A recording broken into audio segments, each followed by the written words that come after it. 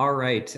Good morning, everyone. Today is June 17th, 2021. This is the monthly meeting of the Kingston Local Development Corporation. This meeting is being recorded and will be posted to the City of Kingston webpage, as well as the agenda of the Kingston Local Development Corporation. And this will be available later today. I am joined today currently by board members Andy Turco-Levin, Hayes Clement, B.A. Feeney, Eleni Luza, Glenn Fitzgerald, Miles Chrétien, and our executive director, Mandy Brock. I think I got everybody off the list there. If I missed anybody, let me know. And we'll keep note of others who join us as we go through the meeting today. So as of now, it is 8:04, and so we will officially call the meeting to order. I appreciate everybody taking the time to join us today. I do want to make a note, since our last meeting, shortly after our last meeting, our board member Pat Courtney Strong did reach out to Mandy and I to let us know that she has officially changed her residency to out of state. And so Pat's no longer a board member with us. She sends her regards. And at this point, over the last couple of weeks, I discussed this with a couple of other folks, and Tony Marmo, which some of you may know, will be joining us. I officially appointed him earlier this week. He wasn't able to join today's meeting, but he will be, with us next month. But he'll be filling Pat's vacated term to the end of the time period with us. The other announcement that I just wanted to make related to the board is that we currently have 3 members that are expiring at the end of June. And at this point, that would be Al Tietzel, Miles, and Mandy, do you remember who the last one was? It's Andy. Oh, Andy Turco-Levin, yes. So all 3 of you are up. If you're interested in continuing to serve, please reach out to me and let me know. And we'll consider that and look at, appointments for the new term. So with that said, we do have a quorum for today's meeting. So we're going to kind of jump right in. And at this point, I actually think that our insurance agent, Ray Guerin, is with us. Good morning, Ray. You're a little bit later on the agenda, but I think at this point, we don't want to waste your time. And so, Mandy, is it okay if we move Ray up on the agenda? Sure. Yeah. Ray, I think you're still muted there.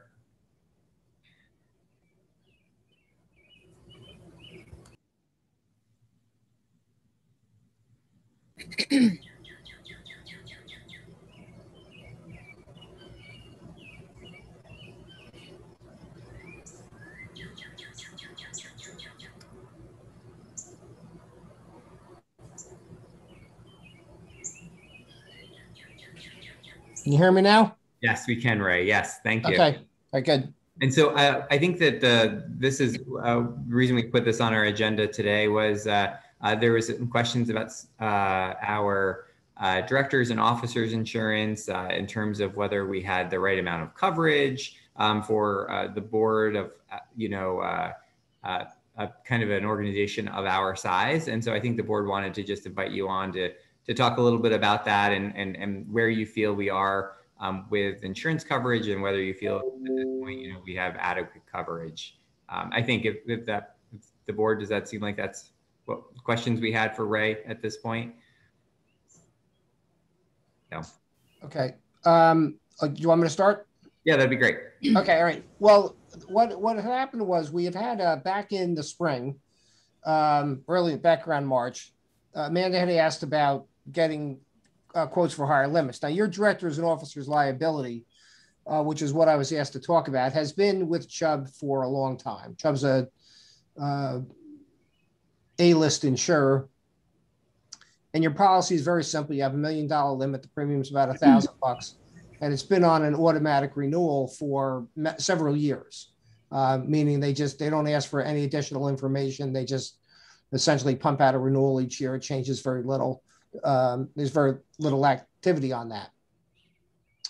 And so this year there was an inquiry about getting higher limits. And to do that,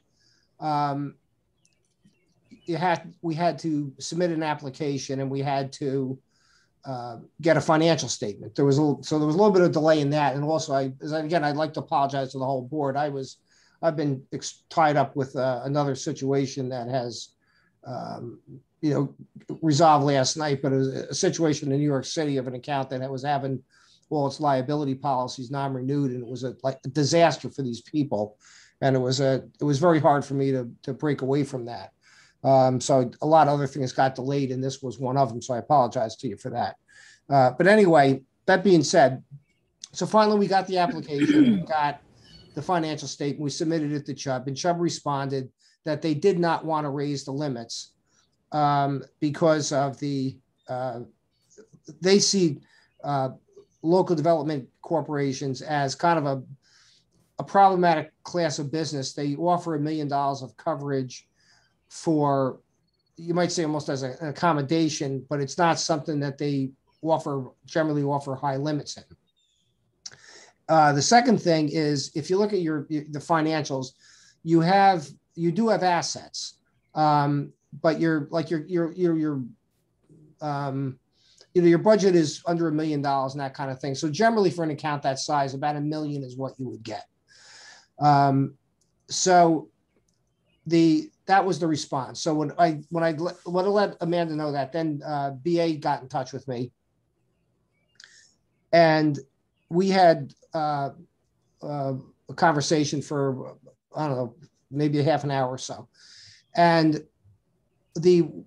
what was given a rise to a lot of the concern, which I think is why he wanted me to talk to you today, is the situation with the Kingstonian, where my understanding is, for reasons that I have to do with local government that I can't say I'm an expert on, where there's the Kingstonian is sort of, it might be, is going to be used, or the KLDC, for lack of a better word, you might be used as like a transfer agent, where this property, what I was explained to me is the parking garage would be transferred from the city to the KLDC, and then from the KLDC to the developers. So I don't understand the reasons for that, but according to BA, that when the city transfers it directly, it's quite a bureaucratic, cumbersome process, and the KLDC has more flexibility to just do that for local development reasons. The concern that everybody has is there's a bad actor in Uptown Kingston who has been repeatedly suing to stop this project. And it's not all that clear why he does that. If you own it, to me, anybody who owns any property in the Uptown area would benefit from the development of the Kingstonian, but this guy doesn't see it that way. And so the concern of the board is that as soon as you get stuck in the middle of this, like if you end up as the transferred agent in the morning, in the afternoon, you're expecting that this guy's going to sue you. So now there's two things that are a little bit problematic about that from a directors and officers insurance point of view. Number one is that when you apply for higher limits, you have to do an application. And then on every claims made liability form, there's a question is are you aware of any facts or circumstances? First off, are you aware of any claims going on? Meaning, is there a paper trail? A claim under the definition of the policy starts before you're ever actually sued. Once you have anything that's like a written complaint or a red flag or something like that, actually starts the paper trail. So, and that's true of every type of director and officer's policy, professional liability policy, pollution liability, anything that's a claims made trigger, which the D&O policy is. So that's the first question. Then there's a second question it's a much broader worded question of, do you know of any facts or circumstances that could likely give rise to a claim? Now, as I explained to BA, what's a little bit difficult about that question here is that what he explained to me is that the whole purpose of getting the higher limits was because of the concern about the situation with the Kingstonian of this particular individual. I mean, apart from that, the KLDC is a pretty docile organization. I mean, it's a pretty non-controversial organization. I used to be on the board, as you know, when Jim Sataya was the mayor, and it sort of does its job to try to develop the economy of Kingston, but it's never been in any way, shape, or form deemed to be any sort of a troublemaker. So, it's not an organization that makes enemies. So you have this very fact-specific situation. So when Chubb declined, I was then asked, well, will you go to another insurer? Well, we can do that. But when you do that, you have to do another application, and then these same questions pop up. And then in this case, what would also pop is that you've been with Chubb for a very long time. You've never had a problem. You're past your renewal date. Why do you want the higher limits? And in this case, at least the way it was explained to me, there's a very fact-specific reason why you want the higher limits. So that can create a problem when you're being asked a question, are you aware of a fact or a circumstance likely to give rise to a claim? So we could go through the process, but Steve the mayor would have to sign the application, and I would recommend that when you answer that question, you would do that under the advice of your corporation counsel to see how you want to answer that question. The second thing also is whether or not the directors and officers liability insurance is really an answer to this problem.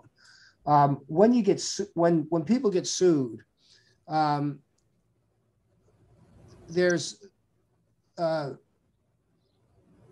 summons and complaint is usually a fairly complex document. They make all kinds of people tend to make all kinds of allegations in it. They make allegations of negligence. They make allegations of malice. There's all sorts of things.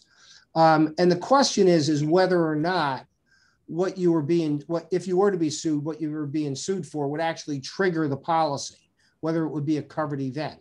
There's a good chance that if you were sued, you might simply be sued for, let's say, what's called in courts injunctive relief, meaning the guy, he doesn't want you to be able to transfer the property to the developers of the Kingstonian. He's not necessarily looking for damages. I personally have no idea on what basis he could try to claim damages, but in the world we're living in, I've seen it all. At least I think I've seen it all until I wake up the next day and then you see something else.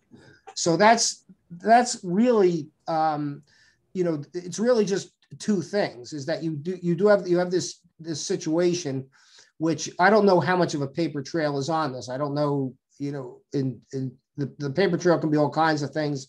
It can be board meeting minutes. It can be, legal correspondence going back and forth. It could be all kinds of things. I have no idea what that consists of.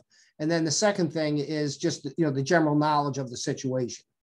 And then the third question is, if you were to be sued by this guy, whether or not he's actually even suing you for damages that would trigger the policy. So those are the open questions. And if you wanted me to pursue another insurer, to try to get you higher limits. I can go through that exercise. I'm not sure what it would, you know, what it'll get you, but those questions are going to come up when you're looking to change policies midterm for higher limits. Underwriters are going to ask very specifically why you're doing that. So now that's pretty much what I explained to BA. So my question is, anybody who's listening, do you have any questions for me?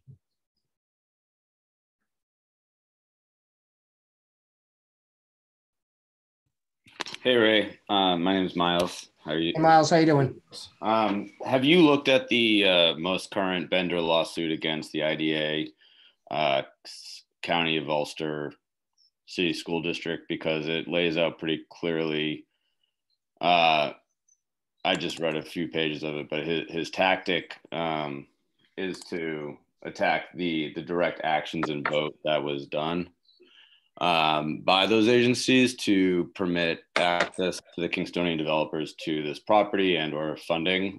So that if you were to review that, I think it would answer some of your questions in terms of how he mounts his legal arguments and how that would pertain to a, I think we can only assume he will be suing if we take action on this matter, because he's named every single actor up until now. Yeah, he's not a very nice person. That being, regardless, I think we have to look at the very real possibility of being sued because he will sue us. And I think the question is, does the cost of a new policy outweigh the potential liability that we will be sued by him? Well, what I could, that's a useful, what you just said is a useful thing. What I could do is if let's say I haven't seen that document, the cause of action that you're talking about. If you have a copy of it and you showed it to me, I could look at that. I'll get your contact from BA or somebody, and I'll email it. Yeah, and then what I could do is I could look at it and I could give you an opinion of whether or not the policy would even respond to it. Right. And It's then, an article, yeah, sure. Hey, it's an Article 78 is what it is. Is that Frank? No, it's Paul. Hey, It's Paul, an how you article. doing? Good. How are you? It's an Article 78. That's what it is. Okay. Okay. Yep. But I'd still like to see it. I can't say I'm an expert on what an Article 78 is. So. Yeah, Ray, I mean, I think happy to we can definitely send that to you. Yeah. My sense is that, you know, we are, none of the lawsuits so far that have sued the city have been for legal damages or they've all been policy decisions. Yeah, he wants injunctive relief. He wants you to stop you from doing your job, correct? Yes. Right. And so I think that that's, you know, for our board, I mean, I think that that's there doesn't seem to be, you know, a financial risk, you know, from that perspective. There may be legal fees in terms of, you know, mounting a defense on, you know, our decision making, but that's why we have a lawyer on you know, on staff now to be able to handle answering any of those questions. But for now, though, we have a policy in place that has up to $1 million. Right. And also it's clean. Like you don't have, these issues don't have to be vetted. The thing about when you know, Paul can explain this to you as well. But one of the things about when you go to someone new, these questions get re-answered. So they get re-asked. So right now with Chubb, you're clean. Okay, if this guy were to sue you, as long as there's not an exclusion that knocks it out, you'd have coverage. But if you were to switch to somebody new, they're allowed to revisit this whole question about, you know, facts and circumstances that you were aware of before you bought their policy. And what's now you have on a claims made policy, there's a thing called a retroactive date, meaning that if this thing had completely come out of the blue and there was nobody had any knowledge of it at all, and you were with a new insurer, it would be covered because any new insurer would honor the retroactive date, which is essentially the first date of coverage that you had with Chubb. But because of this question, they could challenge a claim on a prior knowledge basis, which Chubb cannot do. So you could actually, by switching, you could actually lose the $1 million of coverage that you've got with respect to this situation. So it's not like, you know, okay, well, we'll go to a different company and maybe they'll cover it, maybe they won't. You could actually have a situation where you'd have coverage now and then you wouldn't have it later. That's what I explained to BA. So. Hayes? Yeah. Very helpful, Ray. Thank you. Yeah. One question I had, is there some way that we as individual board members can increase our own coverage through an umbrella policy through our businesses or homeowners or something like that? It depends who you're with. When you're, if you have a personal umbrella, there's a lot of personal umbrellas that will cover your actions on a non-for-profit board, but usually only for bodily injury and property damage, not for what you call wrongful acts. These types of things are where you tend to be sued for an economic loss, or the guy would try to allege an economic loss that's not arising from bodily injury or property damage, which is what a homeowner's policy covers you for. So it's not that simple. Now, there are some high quality policies like a Chubb Masterpiece that might pick up some activities from it. But as a general rule, your personal insurance is not going to protect you from this. Okay. Where you might have, where there is a possibility is possibly the city's public officials liability, you know, possibly could flow down to this. I mean, you're a separate entity, but like when on those policies, almost any commission or anything like that the city forms is covered by that. I'd have to take a look at that. As you know, I'm the city's consultant, at least I have been in recent years, and I could look at that and give you an opinion about that.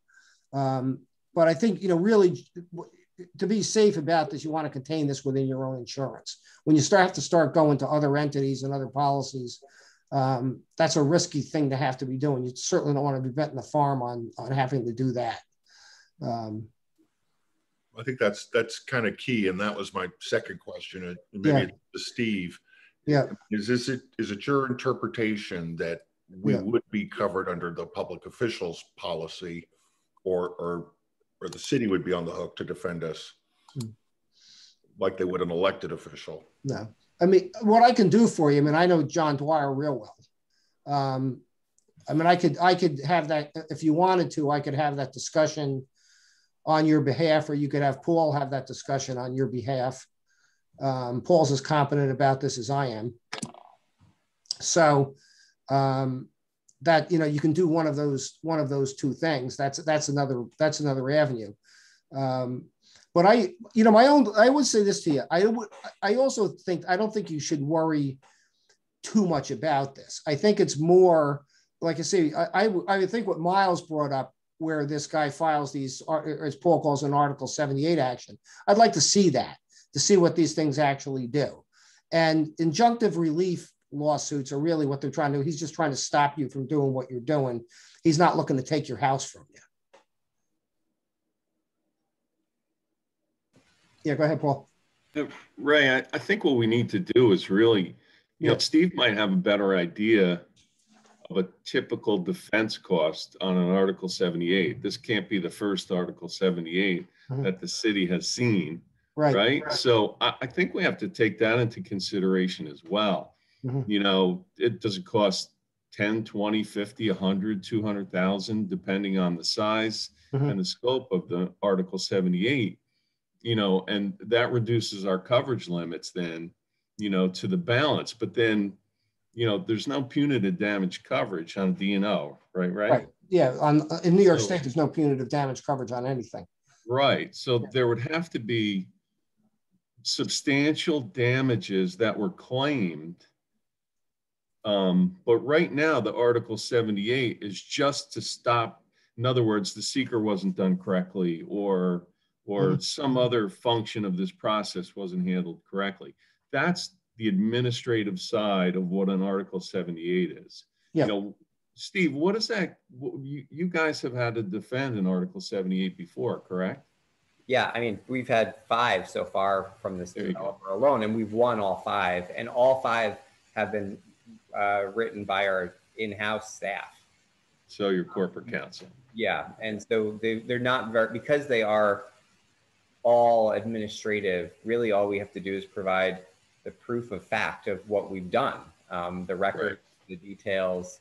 And so they've been, I mean, I wouldn't say easy, but all we are doing is just letting the judge know what actually happened. And we've been,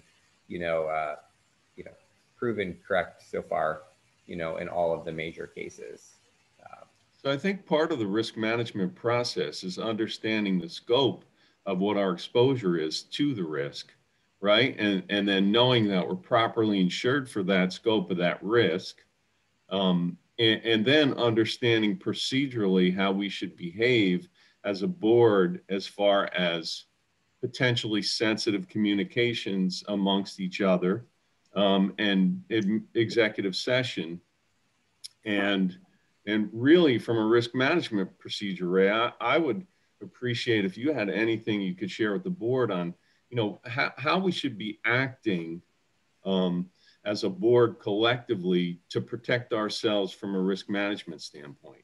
In other words, everything we share amongst each other is available to be FOID, right? So I think we should be really conscious not to speculate and not to share, and have our discussions with our concerns with our attorney in executive session, which would be a really good risk management technique to avoid any lawsuits. And then having the understanding of what, defense on an administrative hearing would be another part of that risk management process. So I think those are important things that we need to address. Well, when I was on the board, the last year I was on the board, I never actually did this. There was an organization in Albany that had created essentially conduct standards for non-for-profit boards. And if I stayed on the board, I believe at some point I would have had to gone through that training. So I don't know if you folks have done that or not. My own personal feeling is this, I think you can drive yourself mad trying to tiptoe around legal technicalities. I think the basic thing is you act in good faith, you tell the truth. I think that the KLDC should be true to its mission to try to develop the economy of Kingston. In this case, I mean, this is the biggest project, that's proposed in Kingston right now. And if there's a role for the KLDC to play in this, I think you should play the role. I think you should. I don't think you should let yourself get intimidated or bullied into not doing your job.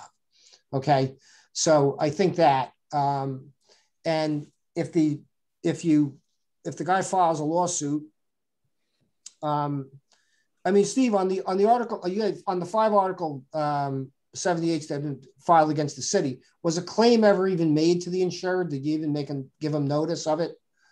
Or was it just simply dealt in-house under the self-insured retention? Yes, these were all, because they're all, based on administrative decisions, they're not treated the same as if we were to receive a claim based on an injury, property damage, some sort of, use of force claim. Those are all handled, kind of through a traditional, claims process with the city, where my understanding is these Article 78s, we really, it's just because there are no monetary damages requested by the city or against the city for these. It's really just to decide whether or not the decision of the planning board, the decision of the zoning board, were the correct decisions based on the facts of the case. So that is I think one of the things that, answering that question, posing that question to you about whether Article 78 would even trigger our D&O insurance to kick in, I think is a very straightforward question for us to pose to you to get back to us on. I think that. Right. Well, let me say this. Keep in mind one thing. The other two things: whether or not you trigger whether or not the action triggers the policy, but also whether or not the damage is. Now, keep in mind, What director and officers policies pays, they never pay bodily injury or property damage claims. They pay economic loss that's neither of those things. Where somebody's making a claim, like this guy would make a claim that somehow or other you damaged his business by building the Kingstonian. Okay, they'd have to make some type of a claim like that. So to me, that's a far-fetched thing, but he can make that sort of an allegation. And then the second thing is whether or not what you've done is a wrongful act. Now, somebody can accuse you of a wrongful act when you didn't commit one, and the policy still responds. The policy responds to allegations that are false or fraudulent. So the fact that you're falsely accused is not a reason why the policy wouldn't respond. The real question is from, I'd have to read through the exclusions as to see whether or not there's something in there that would knock it out where you get it, this happens to you, you send it to me, we send it to Chubb, and you're getting a letter saying, well, it's not covered because of this reason. So that's not, I can't answer that question off the top of my head, but my own personal opinion is I think the way to proceed is this, not to belabor the point too much, is I think you should try to do your job. If your job is to try to, be the intermediary to move this property to develop the project, I think you should do that. I don't think you should let somebody like this just freeze you in your tracks. I think that's wrong. And then the second thing is, as Miles said, if you already have a cause of action from somebody else that he's gone after, and I could review that and see what the tactics are and what the allegations are, I could compare that to the coverages in the policy and give you an opinion. And I think that's probably the way to go. I really can't say that I think in this case the answer is to try to change insurers. I don't think that is the thing to do, and that's one of the things that BA wanted me to talk to you about, because I don't think when you have sort of a live situation like this, you want to be because this situation is not an underwriting issue with Chubb, but it would be an underwriting issue with anybody else who wrote the policy going forward. All right, Ray, thank you. I mean, does anyone have any other questions for Ray? And then we'll, Ray, if you could look into that for us, that would be great. We'll send you the most recent document to review. And I think the one other thing that if Mandy can work with you on, I do believe that there is indemnification language related to the KLDC by the city in the charter or bylaws. I feel like I remember reading something like that. But if maybe you and Mandy could work together to look at that language, I think that would also help to know that the city could step in to provide additional insurance coverage or at least indemnification by the actions of the KLDC. So we should. Yeah. So send me all that stuff, and I'll get on it for you. Okay. Great. Okay. All right. Thanks, Ray, for your time today. Okay, my pleasure. All right. Take care.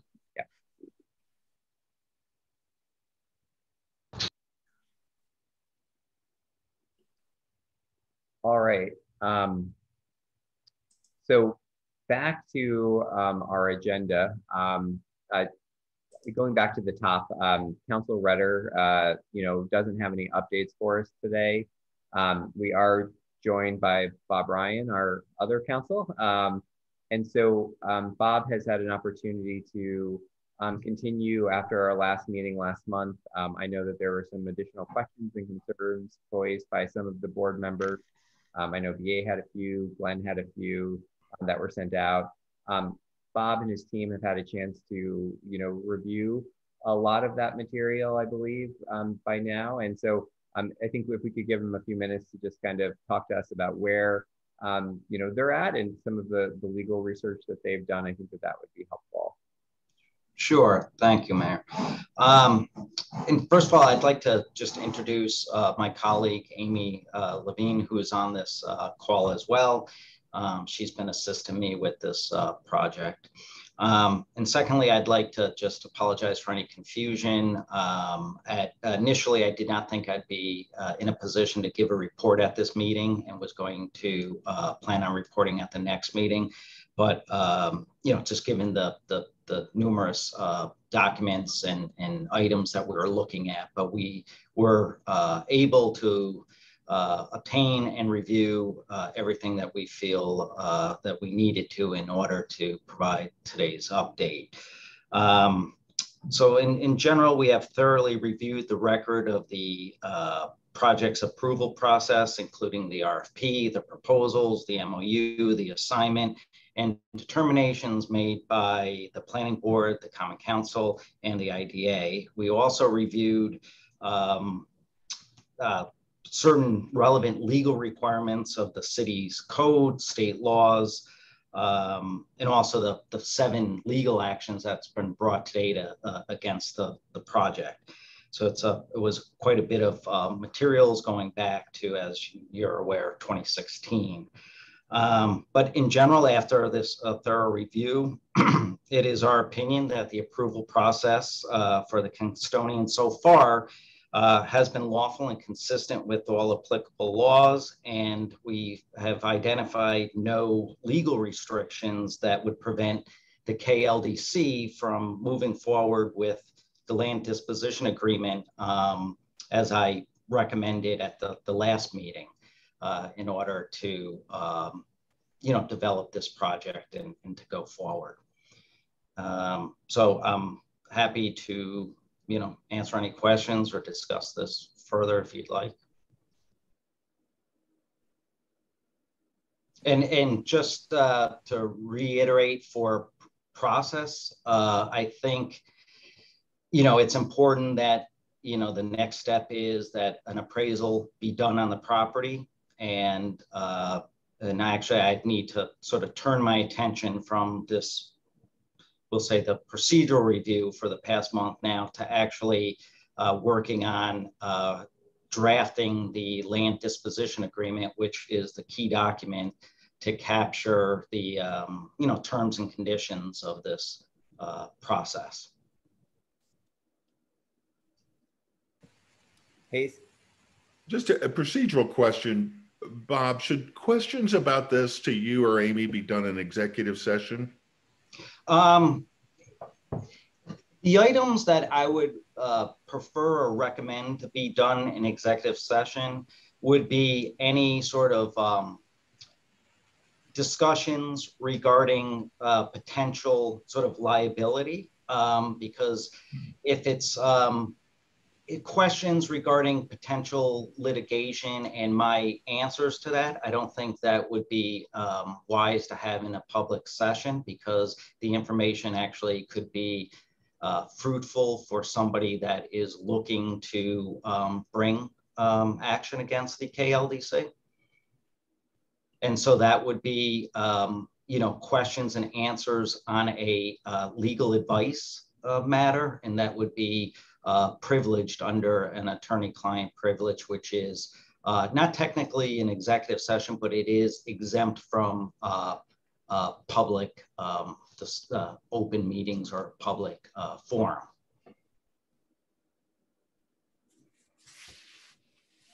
I mean, Bob, you're saying that everything looks good to you, and I'd want details on matters related to potential liability. So I don't know how to proceed further, to be honest. Right, and I, again, if we want to go into an attorney-client session, I can answer any detailed questions. But regarding potential liability, again, my review isn't a policy review. It has nothing to do with whether it's a good project or a bad project. My job is to look at the process and also come up with a legal process for structuring a disposition of this property and have the property developed in a manner in which the KLDC and the city would like to see. So again, I viewed all this in the context of the legal process and what kind of, there's no guarantee that somebody's will not bring litigation against you. The issue is, if something's brought against you, is there a probability of success or not? And the way we looked at it is, we think that there's a lot of questions that could be raised, but we feel as though that the answers would be sufficient to ward off any sort of liability. So, I mean, if there was liabilities where we thought there was a weakness and, you know, it's more probable than not that something was faulty, then we would have brought that to your attention, but that's not our opinion.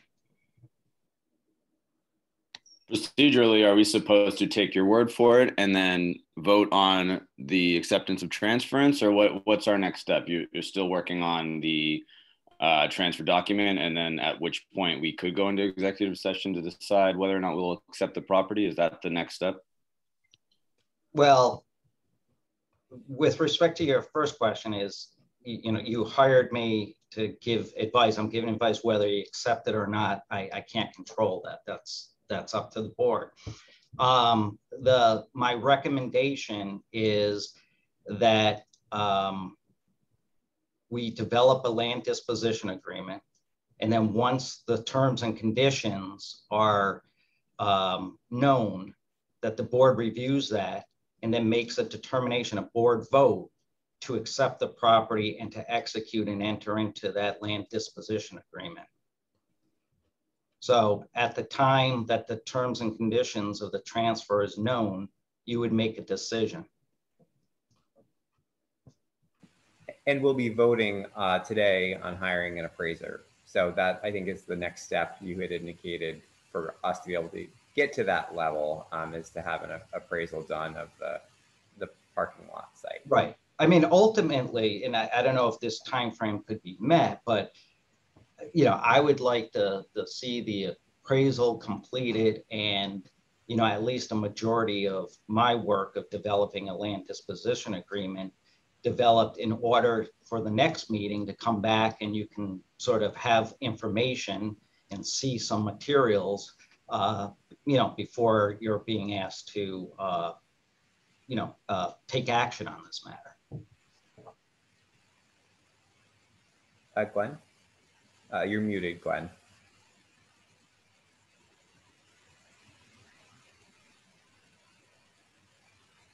Oh, I think you're still muted.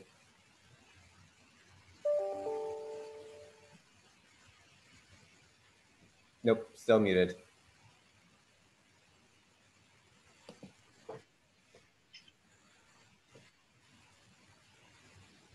Do I have it now? Yes. Okay, Yes. thanks. Bob Glenn Fitzgerald.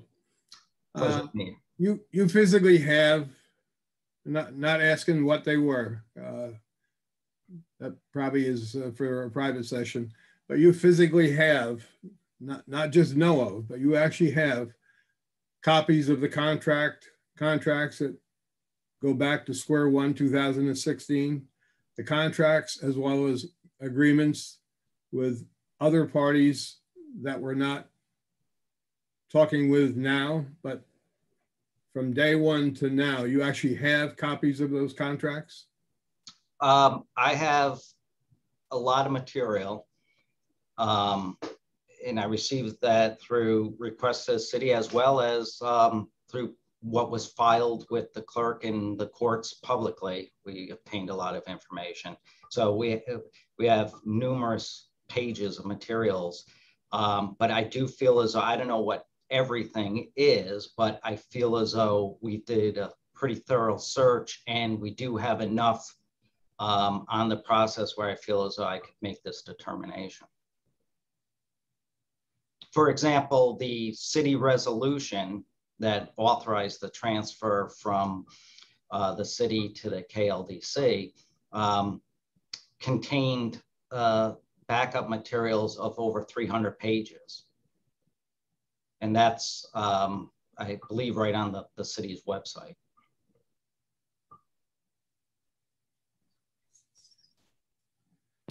So someone other than individuals that we're talking to or maybe know about now was awarded the contract back in 2016. And then supposedly there were agreements between that individual or those individuals and then maybe the developer. You've actually seen those agreements where the city has accepted the transfer from that RFQ to the new parties? You've actually seen those, you actually have copies of those contracts? I have copies of an MOU with the proposer from the 2016 RFQ, and also the assignment that was done to assign it to another developer, yes. And then you have the agreement that the city accepted those transfers? Yes, matter of fact, that is all part of the city's resolution that's contained in the 300 pages that is attached to, I think it's resolution 43 of 2021, March 2nd. Okay, thanks.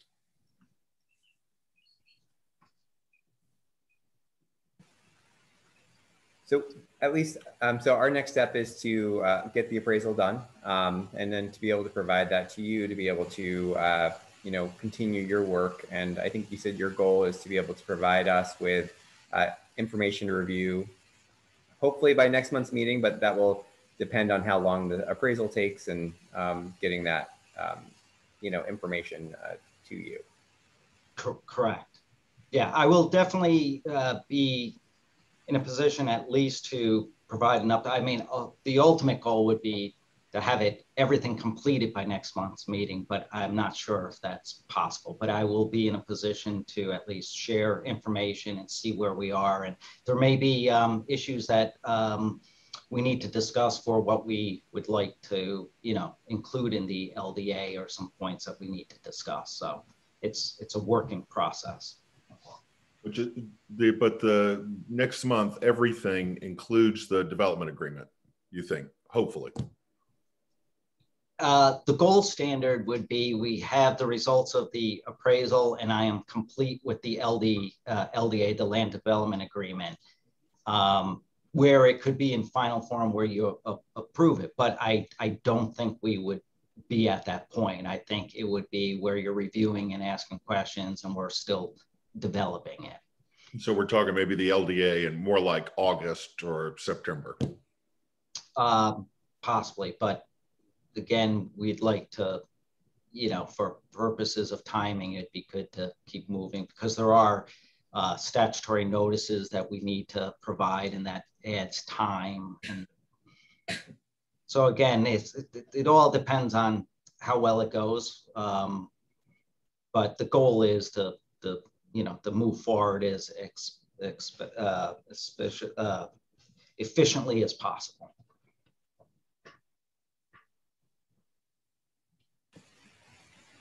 All right. Well, thank you, Bob, and thank you, Amy, for that update. We'll be working on the appraiser today, and we'll definitely, you know, I'm sure if there are other questions, you know, we as a board will definitely let you know. Okay. All right, great. Thank you, everybody. And it's okay if I sign off right now? Yeah, I think we're good on this topic. So thank you. All right, excellent. Thank you. Thanks. Yep. So our next guest that we actually had today joining us is Carl Frankel. Carl came to Mandy and I with the idea of an indoor tennis facility, the potential to locate that facility here in the city of Kingston, and potentially in the search for properties. You know, Mandy and Carl connected and had the potential to look at the business park. And so Carl wanted to just kind of give a little bit of a presentation / update today, and to also, you know, be able to meet all of you, you know, in kind of their work to develop this facility. So Carl, I can turn it over to you if that works. I think you're muted there still, Carl.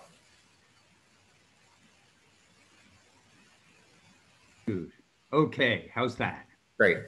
Great. So thank you, Mayor, Mandy. It's a pleasure to be here and see some familiar names and faces. And I now have to figure out how to to share my screen. So let me see. Host is disabled participant screen sharing. I have a PowerPoint I'd like to walk you through. I just added you as a co-host, so why don't you try now? Okay, let's just see, share that. And go to presentation mode and hope it works. Here we go. So first screen is just what we're talking about.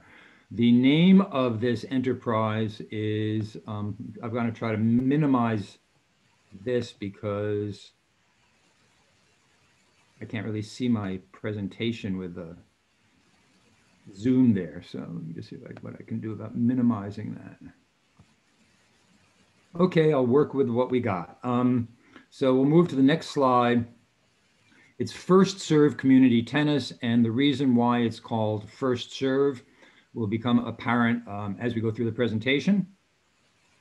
And let me just start with the basic concept, and then I'll talk a bit about the team that's putting it together and the energies that support this, and also the business challenges. And I will conclude with what I hope, the kinds of support I'm hoping to get from the public sector, including Kingston Local Development Corp. So let's start with the notion that we're looking to develop an indoor tennis club that offers more than a great tennis experience, that supports youth tennis and other learning programs in service to Midtown Kingston. In other words, it is a social enterprise, a business that not only pursues profits, but to serve people and the planet.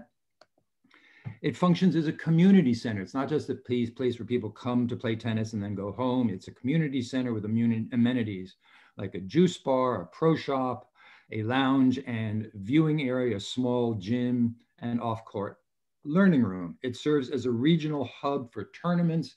It's a kind of a regional center for tennis and other racket sports. And it also has room ideally for other sports, racket sports like pickleball, which, as some of you may know, has really taken off and it's really booming now. And I would also note that from a strict business point of view and real estate point of view, it's better than tennis because you can get more people on more pickleball courts per square foot than you can with tennis, which is kind of a big geographic space it takes up. This is important to know. It's a concept in progress. We have lots of community support, but we're at sort of a pivotal moment, and where we go depends on various variables that I will be sharing with you. However, whatever happens, however this turns out, the constants that underlie it kind of creatively and in terms of mission are recreation, wellness, learning, community, and service. This is about a place where people can go congregate, socialize, and learn not only about tennis, but the life lessons that tennis provides. I'd also note a Swedish study of physical activity versus a baseline, and people, ultra marathoners lived 3.5 years longer than people who didn't exercise at all. People who played tennis lived 7 years longer because of the community aspect. They were exercising in community. And so when I say it's about wellness and lifelong wellness, ain't nothing like tennis to provide that. This is a physical picture of one of our potential vendor partners has built a system like this, a court like this. So this is something like it might look like from the inside. I don't have an outside view, but honestly, tennis courts, indoor tennis facilities are not particularly attractive. They look like warehouses. So that's what the outside looks like. We're looking at a cost of $2 to $3.5 million. That's a big range in terms of dollars. Oh, I might interrupt now. I'm making this presentation. I'm going through my notes, but if you have questions, please raise your hand and speak up, because I don't want to just barrel through any uncertainties that you may have. So the variables include the amount of how much public sector support we get and what types it is, the number and types of courts. I'm thinking 3 to 4 courts. Pros, professional indoor court people tell me you need 4 to 6 to survive. That feels risky, but that's a variable.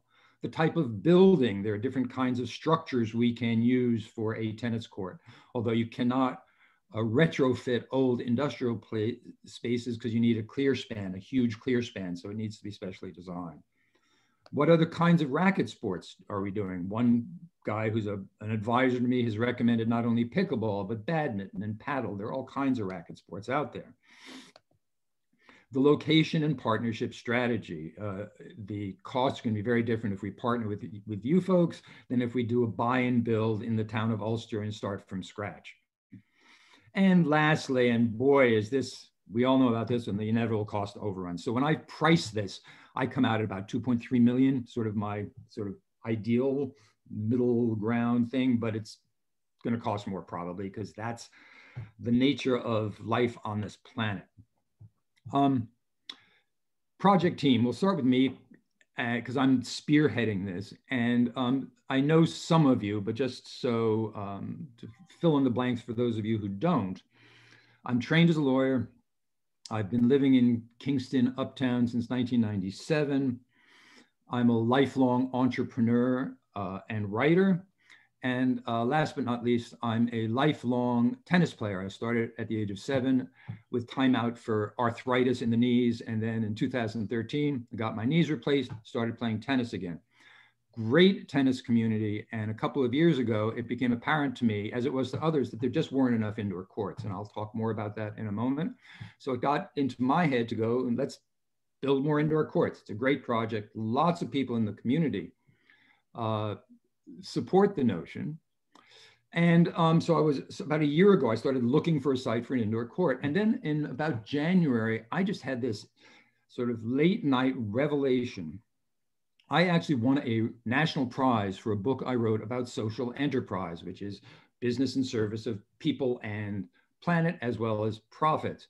And it occurred to me, I've been pursuing this notion of an indoor tennis club without thinking about it as a social enterprise. And we have a social enterprise waiting to happen here because we have an underserved community, Midtown Kingston, a dynamic nonprofit in the YMCA and others like CCE. So why isn't this a social enterprise that's in service to Midtown Kingston? And it just happens that the United States Tennis Association, which is the big sort of tennis equivalent of the National Football League, if you will, sort of, has a very vital service component. They have 250 community tennis associations around the country whose purpose is to serve underserved communities. So we had the support of the main tennis body in the country. So with that for background, with this great insight I'd had, I called my friend Ev Mann, who I think is here. Is Ev around and is part of this meeting?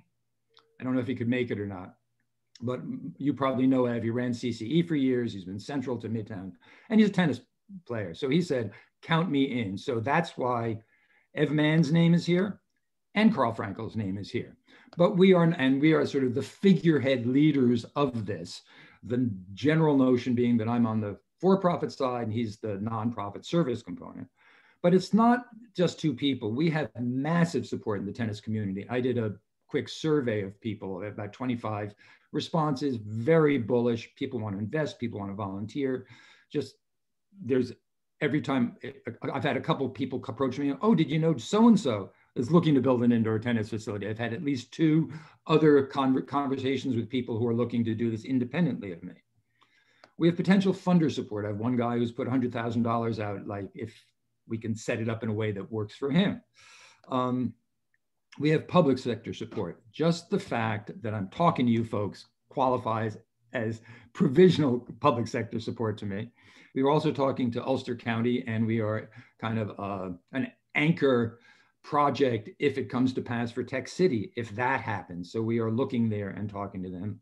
And as I say, we have United States, USTA, United States Tennis Association support. In fact, we've independently of this project, Ev and I met with Heidi Kirshner at the Y and Mark McIntyre, who heads the USTA Foundation, or one of their foundations. And we're bringing grant money to the Y this summer to teach kids tennis at the Y facility using special portable tennis equipment that the USTA will supply as a grant. So this stuff is very active, and just, I've done a lot of entrepreneurship in my years on this planet. I've never encountered an opportunity where there's such a groundswell of support just coming up from the various communities that are involved. However, that being said, are we all good so far? Is everybody tracking me so far? I'm trying to read faces. Okay. we're in a pivotal phase, and I have to say we can go in a lot of directions now. My job, as I've seen it till now, has been, I keep imagining myself as Tom Sawyer dropping fishing lines in many, many different ponds and seeing what fish will come up. So there are three general ponds in which I've dropped lines. The first is why I'm here, partnering with the public sector, the Kingston Business Park, Tech City, and there's another property in Uptown. I know the sort of focus we agreed on was going to be on the business park, but there's another Uptown property that is maybe even more appealing that I will tell you about in a moment. We could partner with a private club with pre-existing tennis courts like Woodstock Tennis Club or Xena Rec Up, which is around the corner from Woodstock Tennis Club. That's a possibility. And we can buy and build. And just to give you an example, we are in conversations, very preliminary, with the property on Route 28, his Word Revealed Church, which has about 10 acres, and might actually be, and they have expressed early interest. From a financial point of view, buying and building is our least pleasing option. We also need to integrate provide a racket sports facility with our social mission, and how we do that is still very much up in the air. It's very much a function of location. Should we wind up building at Tech City or at Xena Rec? That's a very different logistical operation than or in fact at Kingston Business Park, than if we're embedded in the community in Uptown Kingston. And that would really affect how the social mission plays out. We're committed to pursuing the social mission. The amount of integration remains to be determined. I've mentioned that we've already launched the social mission with the Y, and that's going to go forward whether this winds up having life or never taking off, which I have to acknowledge is a possibility. Entrepreneurship is fraught, as we all know. And then the last thing is we still don't know what the legal structure is. So because it all depends on the nature of our business. If we're a social enterprise, it points to one thing. We might be a blended enterprise, profit, nonprofit.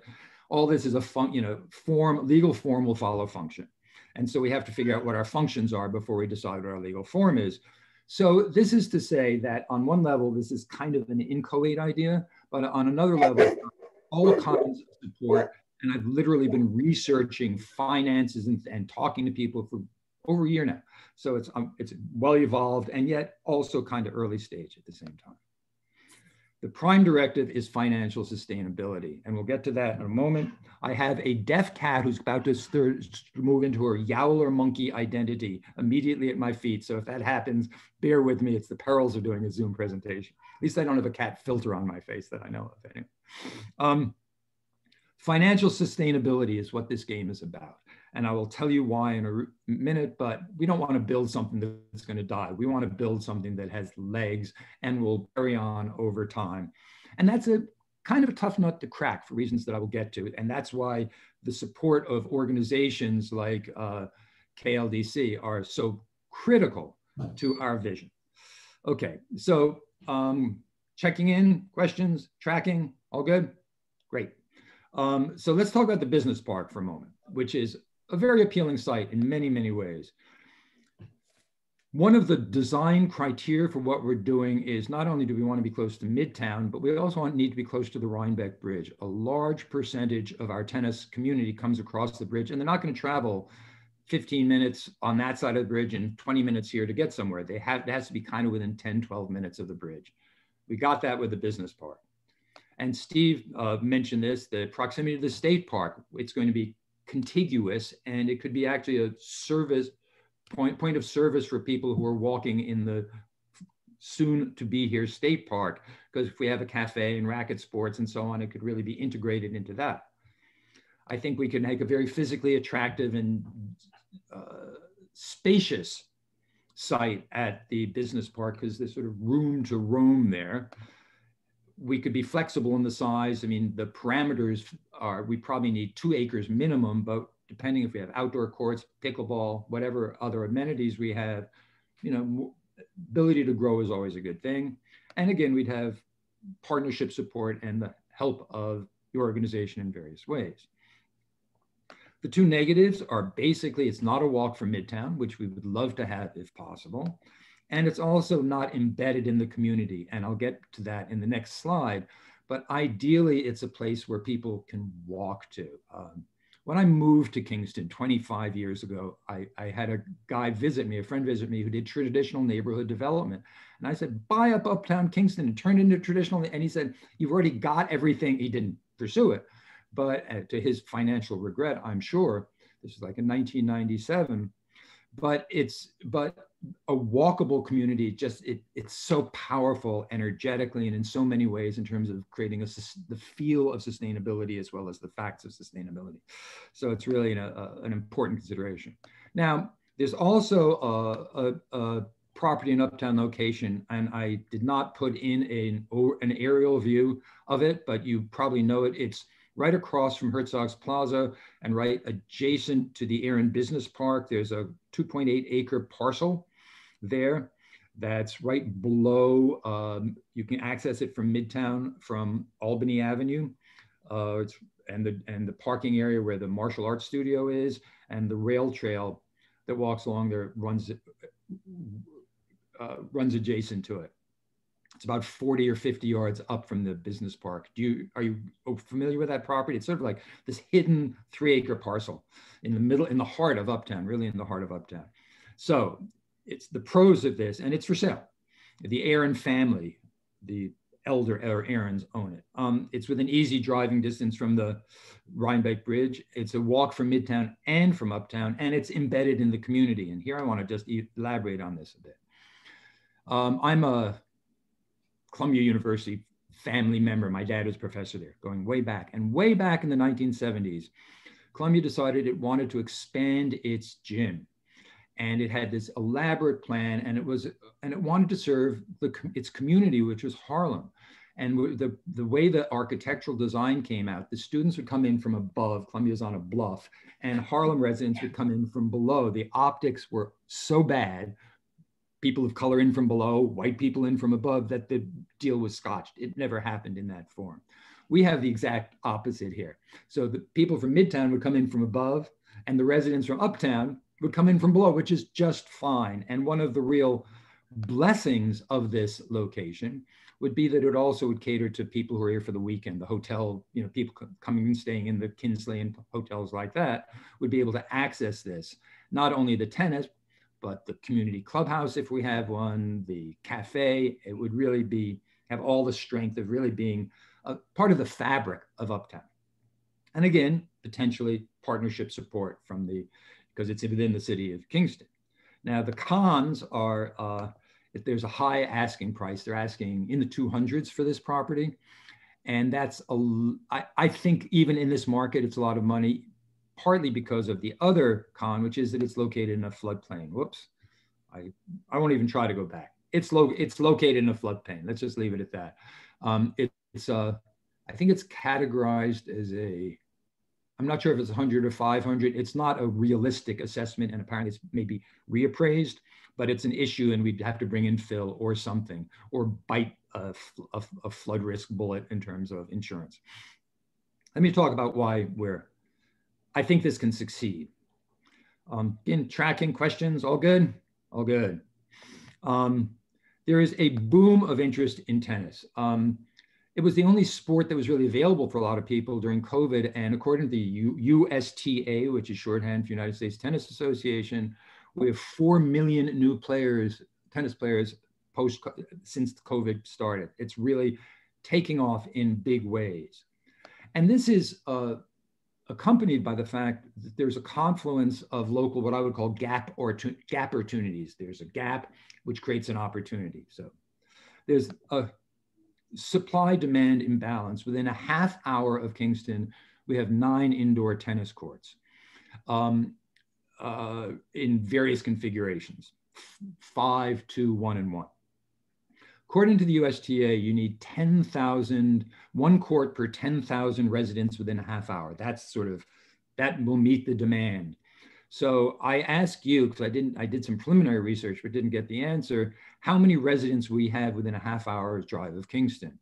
I'll tell you one thing, it's a lot more than 90,000, right? A lot more than 90,000, especially when you go across the river. It's probably, Ulster County is 180,000, I think. So it's like, we're probably 300,000, right? We could have capacity for a lot more tennis courts. But that's not all. It's also about the tennis infrastructure, if you will. Tennis facilities thrive by teaching kids how to play tennis. It's called junior development programs. There are adult development programs. And we have no significant junior development program in the area. And it's an opportunity waiting to happen, not only in terms of learning and teaching, but in terms of demand for tennis courts. We have more local tournament capacity. There's a guy named Bill Blake, whose name I may come up, who's started something called the Association of Ulster Duchess Tennis Players, and he hosts tournaments. He's looking for places to host tournaments. He said he would rent space 3 nights a week from us if we had this capacity. And then we have the support of multiple stakeholder communities, which I alluded to earlier. We have tennis players. Everybody wants this to happen. And there are a lot of people who are willing to work to make it happen. A lot of people put up money to make it happen in one form or another. I just mentioned Bill's tournament thing that he has going. And that's really going to create demand. And he's expanding the community. He's like a tennis community organizer, if you will. And that's a really important function. We have your potential interest, and as well as Ulster County. We have organizations like the Y, and Heidi has already jumped in the service component. CCE was Ev's organization for many years. Drew Andrews, I haven't talked with him yet about this, but he's a big tennis enthusiast, I know that much. And the USTA is willing to throw grant money at us, although they've cut back this year, but it'll probably be back next year, and provide all kinds of support in all kinds of forms. They're all about growing tennis. So we are totally in their wheelhouse.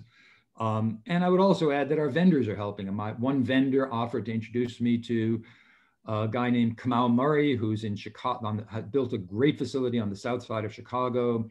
And it's home to a woman named Sloane Stevens, who won the US Open. I mean, it's a major inner city facility, and I just am one call away from talking to him. So there's a lot of networking because we all want the same goal and we're not competing with each other.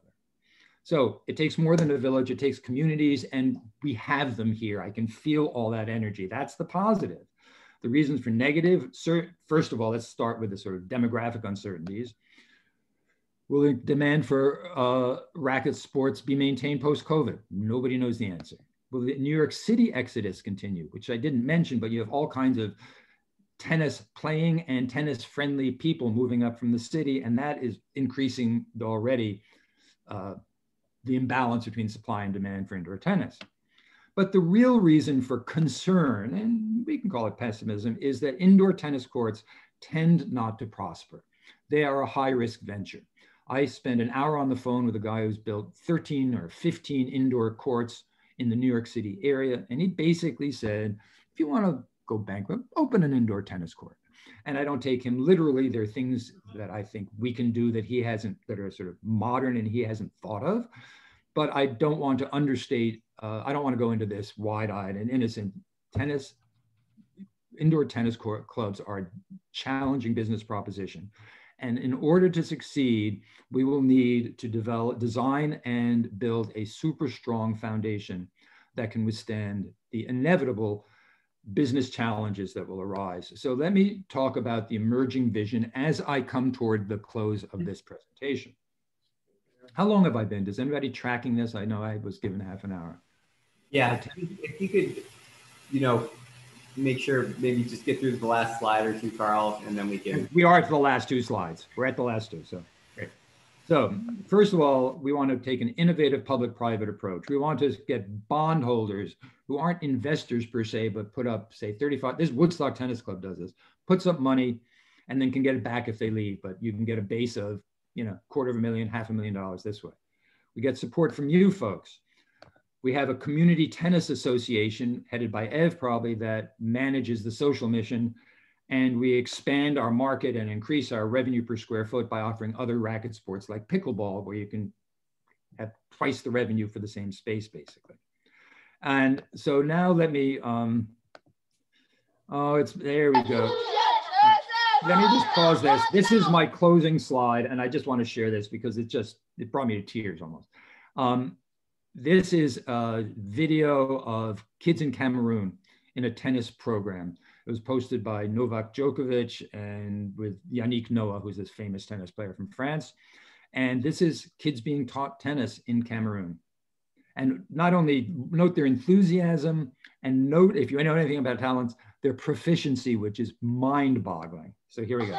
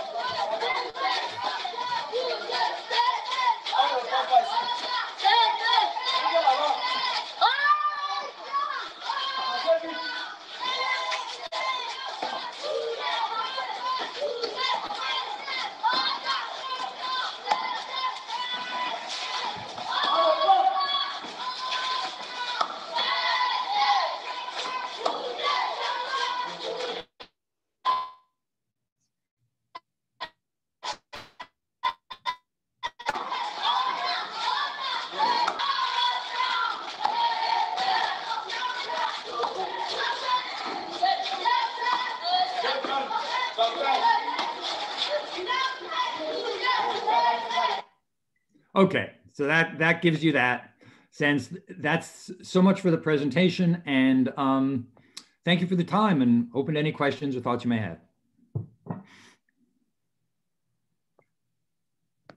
Yeah. Go ahead, Hayes.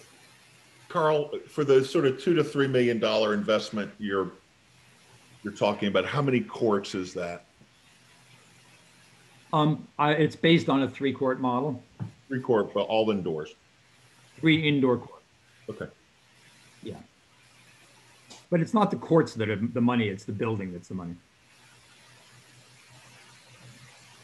Anyone have any other? You know, you're looking at about 750,000. I'm sorry? Oh, I was going to say if anyone else had any other questions for you. I do, Steve. Yeah. Go ahead, Tom. Carl, well, first a question to the mayor. If this does happen at Tech City, it precludes our participation? Yeah, that's, and I think that's one of the, yes. Yeah. We're defined by our boundaries here in Kingston. Right. And then Carl, do you have a pro forma? I do, but it's such early stage, like pro forma for what, right? Because if it turns out to be a 3-court model with outdoor pickleball courts, that's one pro forma. If we partner with Woodstock Tennis Club, it's another pro forma. So I do, but it's kind of it's more than generic, but it's not specific enough for the purposes. So if you said, give me a pro forma for the Kingston Business Park, I could tweak it, or for the Uptown Kingston property, do we spend $200,000 on real estate or not? So it's and do you know what the fate of there was an existing tennis facility at Tech City. Do you know what happened to that? Is that still in operation? It is still in operation. I said there are 9 courts. That's 2 of them. I have actually worked there. When I went back to playing tennis after my knee operation, I went out and was hitting balls out there. And one of the owners looked at me and went, I went to law school with that guy. And I wound up literally 40 years ago. So I actually wound up working there, and I play tennis there a lot. And it's a fabulous tennis facility. That runs a small profit on 2 courts. Thank you. I do have a question as well, Steve. May I? Yeah, go ahead, please. How many square feet are you proposing if this is a new build? I mean, I know that you've got a lot of other locations, but because we're talking about the business park in this particular meeting, how many square feet are you looking at? Are you looking at a new build for that parcel that we have up there? Have you really started to I'm building a 17,000 square foot facility. Trust me, I understand what you're going through. It's a lot to be done. So how many square feet are you looking at to accommodate? A tennis court is 120 by 60. Okay. So 3 tennis courts would be 120 by 180. It's about 23,000 square feet. You add clubhouse stuff, you're looking at 3/4 of an acre, and then you need parking at a minimum outside that. So you need a minimum of an acre, and you probably, when you consider girl, everything. You're gonna only because once you get into your stormwater and stuff, let me tell you, mine's 17,000 square feet, and I'm barely getting away with 4.5 acres, barely. Just letting you know. I mean, Okay. that's just Okay. so you, yeah. Yeah, I'm not thinking of stormwater stuff. I'm thinking of just Add that to the Yeah, we equation. have one at the business park. We have one kind of pre-approved 40,000 square foot ish building space. So that's just to the to the right if you're looking at the the Armor Dynamics building, or not Armor Dynamics, Arconic, the old Alcoa space, the Alcoa space. Right. So that's so it fits within that, but of course, our interest as an organization is, trying to identify, the right suitor for that space, and to be able to figure out, it would be a new build. Currently it's a forested piece there, so we would have to clear, prep, and work to build that type of space up there. But that's at least that 23,000 does fit into the range of our kind of one existing more easy to build location. We have capability for that, a building that size. Yeah, yes. Your 2-acre parcel will be stretched. And I've been talking to vendors about specialized clear span structures that would work for them. But yeah, anything over 80 feet goes up a lot. Because I'm doing clear span, and it goes up a lot after 80 feet. From the 80 to 100, it just goes up about 25%. And just in terms of Kingston sites, I think it really is the business park if that worked out. I don't know any lender who's going to loan against a construction project of that size that's in a FEMA floodplain. Yeah. Which describes that uptown site. Well, Hayes, the notion here is that we would have to bring in fill, and then I would think they might support it. If you brought in fill, it's just an extra cost. In a whole environmental review that's going to be, which is going to be. You're looking at an extra $250,000, $300,000 just in engineering and fill. Yeah, it's a problem. It's no question about it. And I would also note that we're also open to other sites and other considerations. This whole idea start in the city of Kingston. This idea started because I used to play. I still play at Forsyth, and you have that driveway that used to be 2 tennis courts. And I thought, why don't we just cover those courts and make it simple? And then it turned out to be complicated for various reasons. There are visual pollution issues there. But then I've gone down to Hasbrook, and you have the same situation there. You got 2 courts there that are lying fallow and not used. So I am open to anything in the city of Kingston that might make sense. I just want to be clear about that. It's very inspirational, though, and your enthusiasm for it is much welcome, Carl. Well, thank you. It is great. Tennis, I love tennis. I love tennis. I love what it does for people. We really appreciate you giving us the presentation. I think that Mandy will be more than happy to work with you and the upcoming weeks. If as you look to locations at the business park, if we want to do a little bit more due diligence, we can provide you with some of the early conceptual drawings that we have for that 40,000 square foot space. We did some cost estimates on what some buildings would look like. I mean, obviously you have a specific need as well, but we at least have some financial numbers that you could plug into your model based on what we think that space would cost to be able to redevelop. And then I do think that there is that unique partnership now with the new state park up there, and it could allow for New York State Parks to be interested in potentially working with you to be able to locate a facility adjacent to their site to be able to have an added amenity to their new state park, so that they don't have to build indoor recreation space on their site, but that it's still an amenity for folks coming to use their facility on a kind of a pay basis. So as a kind of a concession. So there's many things that we can talk about. We do have a little bit more business that we have to get to this morning, but I really appreciate your time, and that I think that's all of the questions for now. I think I saw. Anyone have anything else for Carl? Okay. All right. I will follow up with Mandy. Great. And thank you. Thank All you, right. everybody. Thank you. Thank you. Okay, bye-bye.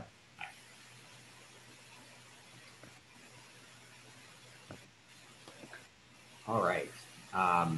And so getting back to a couple of other items on our agenda for today, I'd like a motion to approve the minutes of our last month's meeting.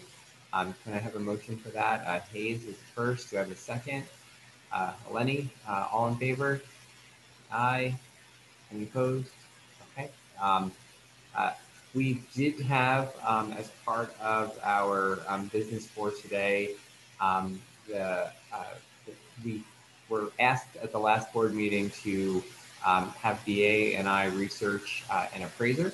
And we realized that in that motion, it wasn't necessarily clear whether we said to find an appraiser.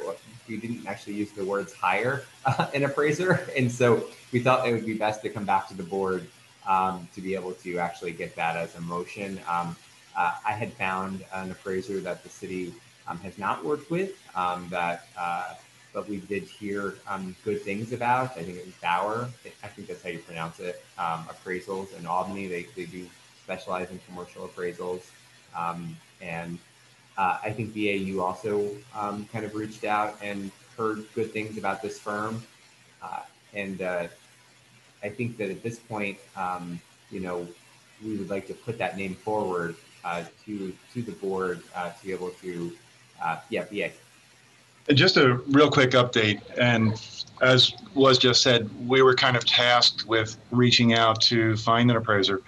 The gentleman that the mayor had suggested, the firm that the mayor had suggested, actually, I had gone through some of my banking contacts, and as it turns out, our senior lender for the bank in the capital region has worked with this firm for the better part of 20 plus years in a couple of different categories. And I can honestly say my lender had nothing but positive things to say: honorable, stand-up individual, hardworking, professionalism, start to finish.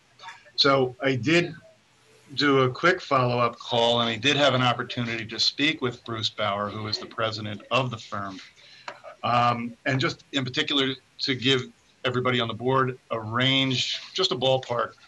And Bruce had said it could be anywhere between $4,500 to $7,500 for essentially a property type appraiser, appraisal, highest and best use on essentially an open lot. He said he would be able to narrow that down with some additional information. And the additional information that he said he would need to do a proper appraisal would be a narrative for the project, a site plan. He did ask for revenues from the current parking lot as well as operating expenses for the current parking lot. So those were the four pieces that he said he would need to really proceed and would be able to narrow it down further. But I can honestly say, even at the high mark at 7,500, the figure that he threw out was considerably less than I had expected it to come in at. So a little bit of additional info on that. But as I said, seemed to be very positive, and my lender recommended and suggested him very highly. And so with that, you know, as Mandy, I think, has mentioned about our budget, you know, our budget is something that is, you know, we kind of forecast out each year. And it's not something that I don't know if we need to actually have a budget amendment at this point, other than I think just an authorization to hire and spend up to 7,500. Would that work, Mandy, for your purposes? Yeah. And I can't actually change the budget until I think it's October when we upload to the ABO again. So it's always a kind of a work in progress. So yeah, we're fine with that. Glenn, I have a question. The monies that we expend on going forward, will we recover these monies from whom? Who will reimburse the KLDC for, let's say, the appraiser or legal fees? Have we thought about that? Well, I mean, right now, we are doing the work that an LDC does is redevelopment work. When it comes time to dispose of a property, that will have to be, that can be a part of, our considerations, of that. But at this point, I don't think that we can say that there's one individual or one entity or one person that would be, reimbursing us for these expenses. Well, reimbursements could be part of an LDA. But at this point, we don't have that determined.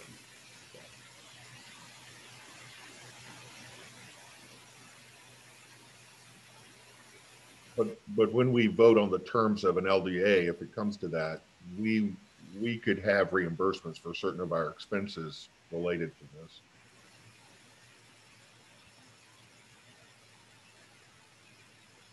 Does anyone have any other questions at this point? So I think would we feel comfortable basically approving a motion to hire Bauer Appraisals to do an appraisal for 21 North Front Street, not to exceed $7,500. Does that work? Hayes? You'll motion that? Okay. I'll second it. Thank you, Glenn. All in favor? Aye. Any opposed? Okay, great. Next up, I think we can go back to BA if that's okay, for a quick update on the treasurer's report. And I promise I will be brief, yes. I was able to send out last night or late afternoon information just in anticipation of the meeting this morning. We do have 18 loans outstanding, principal balance is $677,600. We do continue to have one loan that is in litigation, DFC. That's one we spoke about regularly. I do apologize. I did not have an opportunity to speak to George after the last meeting just for an update on the Trolley Museum. They are on a May to October payment schedule. They have not paid for May. So for next time we meet, I will have a better update if George has been able to push them along a little bit further. Revenues. You will see revenues year to date. We are at 105,000. The bulk of that came because of the annual lease payment from Arconic was received from the last meeting that we had. Expenses, there is nothing really out of the ordinary. Month to date, the two largest expenses we had were our D&O insurance premium, as well as our legal and accounting expense. But beyond that, nothing out of the ordinary. A couple of upcoming items that we do have. We will have a HUD payment due for our HUD 108 loans. That is a principal and interest payment that'll be due in August. That would be our annual payment of $100,000 plus interest. We did make the final principal payment to New York State for the DOT loan that was taken out to construct the road up into the business park. We now have one more payment, which is actually the retainer fee. And that is approximately $19,600. Had provided you also with just a kind of a schedule of the accounts that we do have outstanding, the loans we have outstanding. You can see title, original date, dollar amounts, balances owing, and that was in the material that I had provided last night. So really not a whole lot of things. As I said, the big nut was the receipt of the Arconic annual lease payment. So next month will be end of second quarter report, and I'll have a quarterly report for the business park at that point in time. Thank you. Does anyone have any questions? BA? If not, I'll ask for a motion to approve the treasurer's report. Paul, and then Glenn is a second. Thank you. All in favor? Aye. Any opposed? Thank you, BA, for your work on that. Much appreciated. And I think that covers everything. Mandy, is there anything I'm forgetting at this point? Nope, I think we got it all. All right. Well, thank you, everyone, for bearing with us. I know today was a longer meeting than normal, but I really appreciate everybody's time, and I think it was a productive meeting. So thank you. So I guess I need a motion to adjourn. Hayes, and then Andy is a second. All All in favor? Aye. Any opposed? All right. Thank you so much, everybody. We'll be in touch soon. Okay.